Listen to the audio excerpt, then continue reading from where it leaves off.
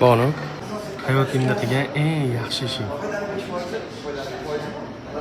Yaxshi ish aytiladimi? Yaxshi. Eng yomon qilgan ishing. Uyam aytilmaydi.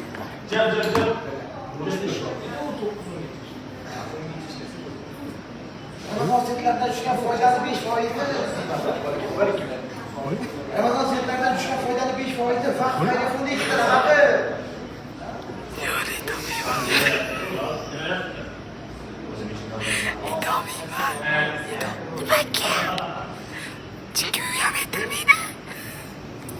Hop, eng qilmagan ishing.